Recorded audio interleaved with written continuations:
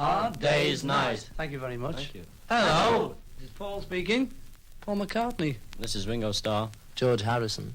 La, da, da, da. Hey, Paul, tell them about the songs and all that. You know, the title song is one that we particularly like. John and I wrote this especially for the film because, I mean, with a title like that, you couldn't write it for anything else, I don't think. That's not normally the way we work because John and I normally sit down and if we think of something, then we'll write a song round it, but we don't normally write to order like that. But the producer of the film, Walter Shenson, who's a great fella, all Americans, these good fellas, he is, anyway, came up to John and I, and he asked us if we'd do this song, especially for the opening and the closing credits, you know. So we just thought about it and thought, it seems a bit ridiculous writing a song called Hard Day's Night, because it sounded funny at the time. But after a bit, you know, we got the idea of saying that it had been a hard day's night and we've been working all the day, sort of thing. Get back to a girl and everything's fine, you know. And we sort of turned it into one of those songs. Yeah, I think it's fab. And I also like it because I thought of the title. Makes it interesting, you see. Well, we did have a lot of offers beforehand to make films, and they wanted us to just be the group in the back or just pass through a film and just sing a couple of songs, but we didn't want that because we've never enjoyed that sort of film.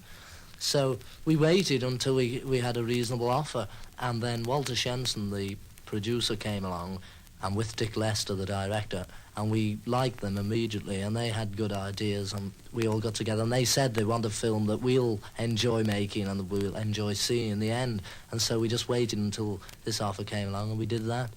The most important thing, I thought, was, besides us liking it, you know, so that the film would be a hit and other people would like it, because, you know, everybody's ready to jump to say, you know, well, they may make good records, or so they've had hit records, but the film's crummy. Yeah. And so that was the biggest thing. We wanted everybody to enjoy it as well. I think a lot of people expected it to be just one of the kinds of films you were talking about, the real slapdash kind of film, especially because it's our first film ever, you know, and they expected us to just go on and really be very wooden. And sort of not be able to act. It's good fun. I think the next one we do make will be more fun because we sort of got the hang of things. And like on this one, when we first started, when we're not supposed to look at camera, you'd always sort of find yourself turning round and smiling at it. You just smile as soon as you saw the camera, you know. On this one, I don't know whether this happens on lots of films, we used to keep breaking up, giggling. Yeah. We had some great giggling bits, you know. We'd sort of say a line, and I kept doing it a particular way. There was just this one thing where the grandfather goes off to a club, and I was supposed to say to Ringo, you know, it's all your fault and things, because in the film, actually, although it's not true in real life, we sort of pick on Ringo a bit, you know, because it was obvious, really, because he's sort of smaller and, you know, it looks funny in the film. But I'm supposed to be sort of picking on Ringo and saying, it's all your fault and things. And as I was saying it on the bit, I kept flapping my arms up and down. I don't know why, I must have thought I was a good actor. And I was just sort of flapping around and saying, it's all your fault, flapping my arms around. And he couldn't stand it, he was giggling away. So then I started laughing, and we just collapsed, and we took so many takes on that 12 takes on that bit. Yeah, and I think they cut the bit in the end or something. Yeah. They cut some of it. They cut half of it, yeah. We had an exceptionally good director, Dick Lester, and, you know, he was a good fella, and he liked us, we liked him, and we all got on well, and he had a good sense of humour, so it made it much easier for us. It's about 2 days and 2 nights of our life, really, where we leave Liverpool to come to London on a train, and it's all little things that happen on a train, you know, like we have an argument with a fella on the train and all different things that happen. Also, Paul's grandfather, Wilfred Bramwell, Wilfred Bramwell plays Paul's grandfather's on the train, and he gets us up into all tricks and he runs away. It was nice sort of getting out on tour again, and the audiences were fantastic, some of them. I mean, some of the crowds that turned out to see us, it was really heartwarming to see them, you know, it was marvellous. Well, I love it, you know, I love all the kids and all the teenagers and everyone all waiting. It's funny when you sort of look at them and they think, well, they're waving at us. But we have a good time. Everyone else worries about us if we're having a good time, but we never seem to worry, you know. Believe me, we're having a good time. Yeah, that's right, actually. All the press are always saying, you know, you must get fed up, you know, going around everywhere is part of our job, and we've just got used to it and got to enjoy it.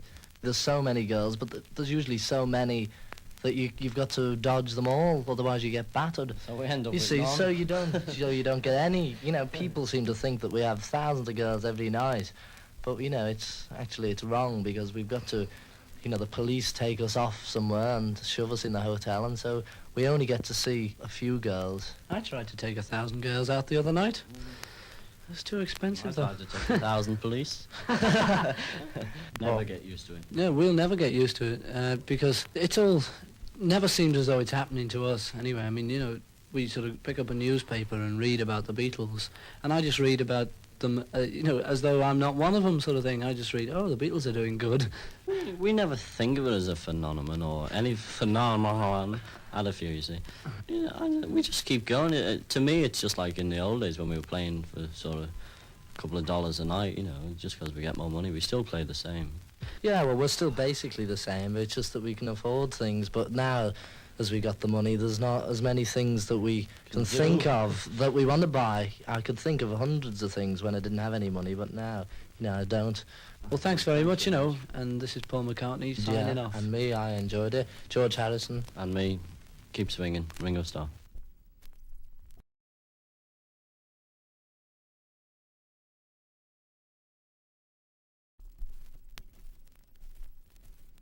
Hard Day's Night. Thank you very much. Thank you. Hello, this is Paul speaking. Paul McCartney. This is Ringo Starr. George Harrison. La da da da. Hey, Paul, tell them about the songs and all that. The title song is one that we particularly like. John and I wrote this especially for the film because, with a title like that, you couldn't write it for anything else, I don't think. That's not normally the way we work because John and I normally sit down and if we think of something, then we'll write a song round it, but we don't normally write to order like that. But the producer of the film, Walter Shenson, who's a great fella, all Americans, these good fellas, he is, anyway, came up to John and I, and he asked us if we'd do this song